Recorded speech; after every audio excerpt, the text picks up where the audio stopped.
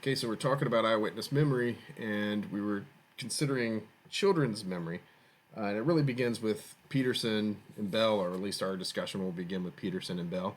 And what they did is, as you might imagine, it's hard to create studies that investigate this. So they got creative and they interviewed children after they visited an emergency room. And they were first asked some open ended questions, like tell me what happened, and then maybe probe for more specific questions. Where did you hurt yourself? Did you hurt your knee? The results here were that important details were reported with the most accuracy in response to open ended questions, about 91% of the details. But errors increased when asked specific questions, about 45% they increased, so quite a lot. So you're seeing quite quickly, you're seeing a balance between open-ended or more specific questions, right? If you don't get the information you need, you're going to go to a more specific question, but the more specific question leads to more errors, right? At least that's what the study shows. So another study. Oh, those are the there's the results that I just summarized for you.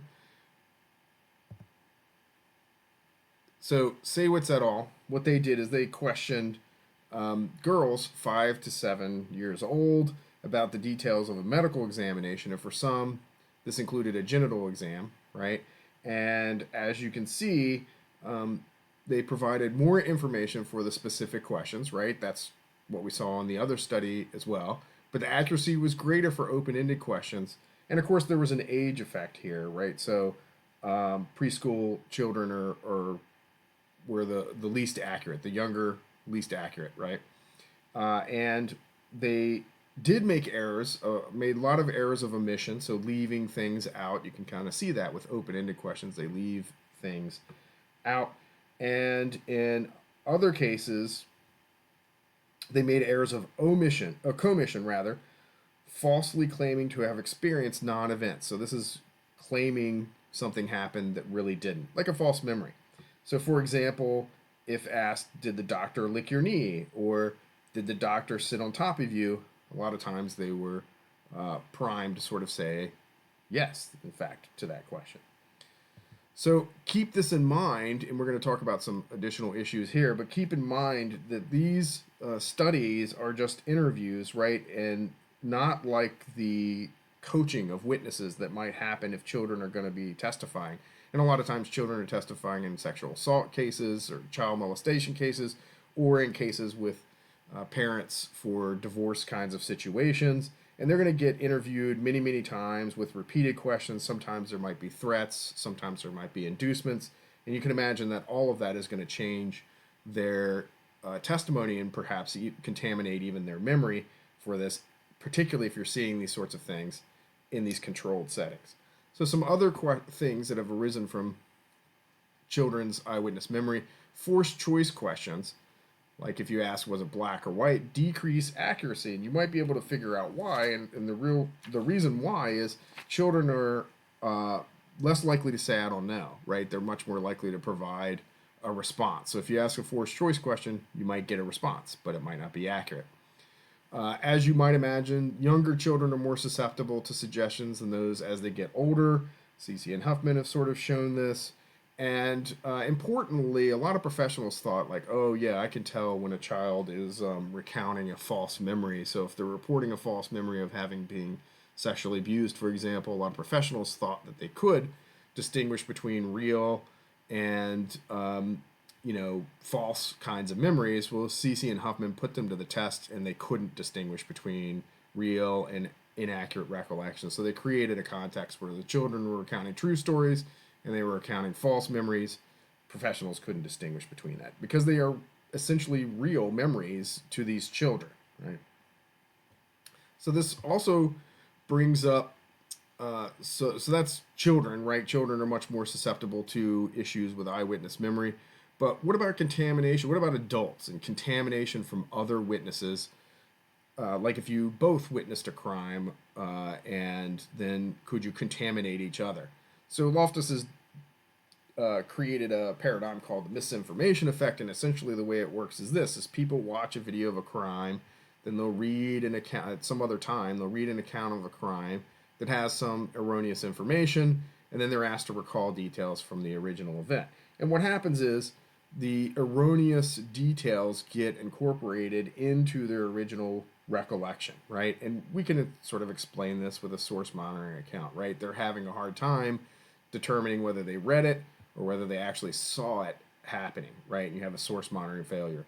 Could also be a count of retroactive interference, right? This time 2 is interfering with our recall of time 1. So either way, we have some contamination here that is suggesting that, yeah, people's own accounts can contaminate other people's accounts of the same event.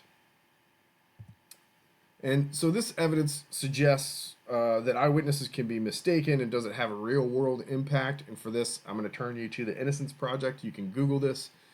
And I haven't updated the stats recently, but I did earlier over the winter. And they were up to 367 people were exonerated by DNA testing. So DNA testing, sort of once it became online, is much more objective. We can look at cases and see whether or not somebody did it by their DNA evidence, right? And the Innocence Project sort of looks at just these cases where people have actually been exonerated. What went wrong in that case? And they estimate that about 69% of these cases involved an eyewitness misidentification, so identifying the wrong person. This could happen due to a number of reasons, but one is could just be a memory error, right? But it could also be coerced in many ways or in many situations. Another 28% of these cases involved false confessions. And people think, oh, I would never falsely confess to a crime. Well, a lot of times when people are interrogated, they're induced to confess to a crime to get a lesser sentence, or at least that's what they think they're getting a lesser sentence. And in some cases, there are memory-related false confessions, particularly if there's drugs or alcohol involved and the person can't remember what happened. They can have details be implanted by the people questioning, by the police questioning them, to create essentially a false memory of a crime that they didn't commit. So this can happen as well.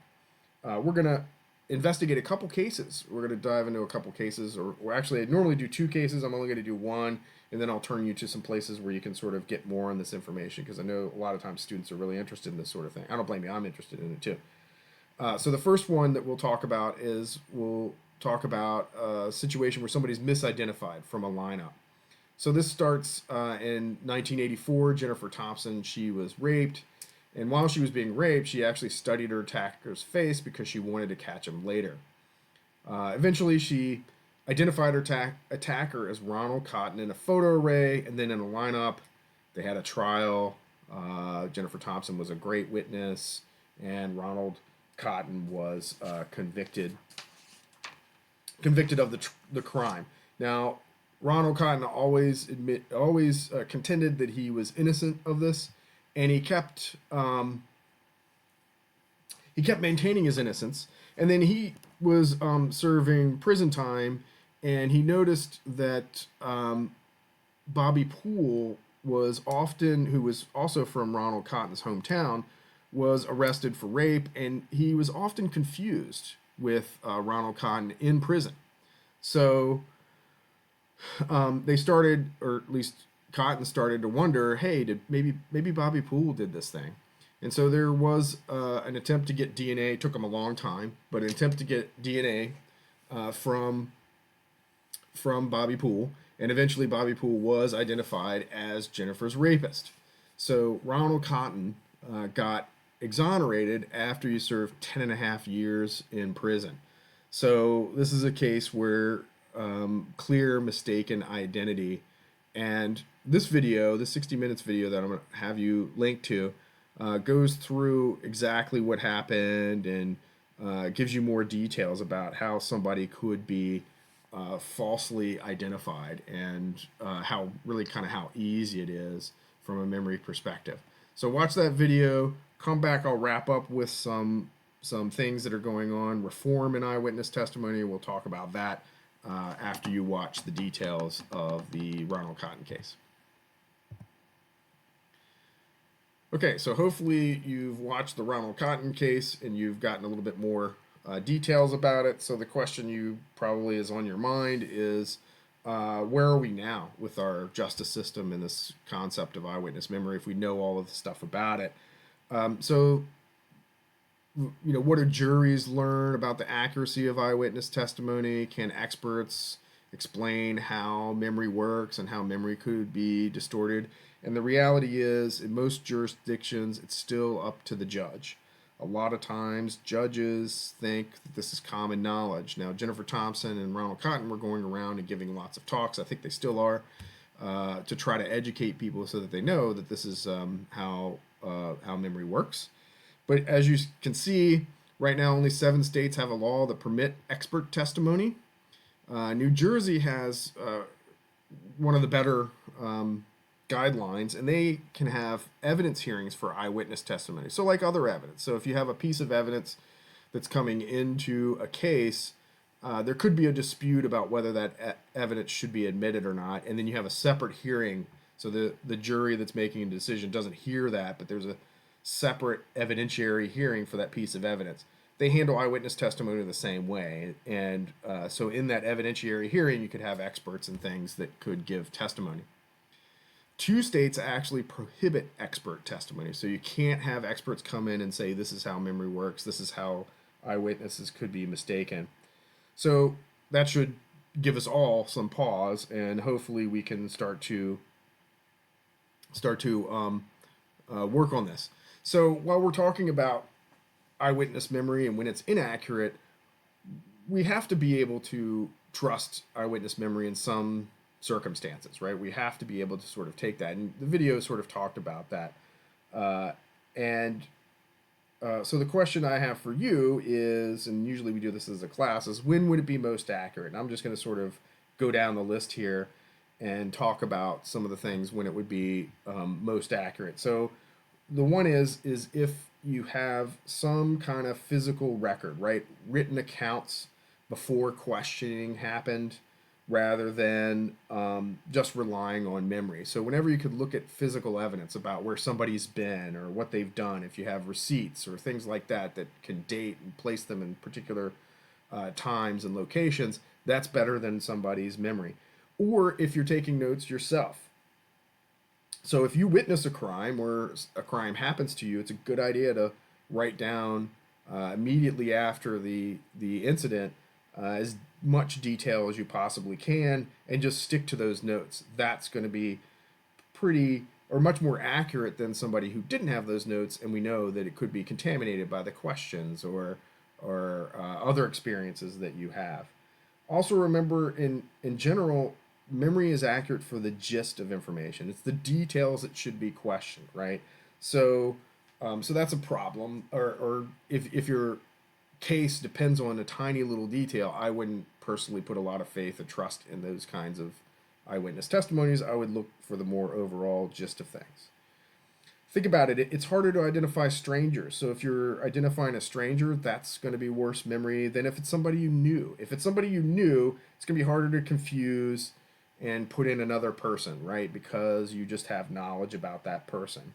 Also, keep in mind that we're worse at identifying people of other races. This is something called the other race effect. So that's a real effect as well. The videos talked about lineups. Sequential lineups are much better than side-by-side lineups, right? You have to be told that the perpetrator may not be in the lineup, no outside feedback about selections, no feedback. And in interviews, it's really important to treat this as gathering evidence, asking open-ended questions to prevent contamination, not supplying details of the crime, not engaging in coercive kinds of techniques, but really just gathering evidence and realizing that memories can be distorted based on how you're questioning or what details you supply. So it could be, we could have accurate eyewitness memory in many of these cases. Now, the other case that I typically go over is the case of Ryan Ferguson. But you can watch his case. There's now a video on Netflix called Dream Killer. If that's something you want to dive into, I would recommend it. There's some other shows that are on Netflix that cover some of these things, and you may have seen some of these. I often get questions about them. But Making of a Murderer has some issues in this with particularly questioning eyewitness accounts. You could also look at the confession tapes. You'll see several examples, and these are real confession tapes. You'll see several examples of people who don't have any memories of the crimes, but get details implanted from police questioning. You could also look at The Innocent Man by John Grisham, also on Netflix. These are all things that have connection to this discussion of eyewitness memory. So check some of those out when you can, or if you have seen them before, maybe reflect on them. Be interested to hear what your experiences are with that.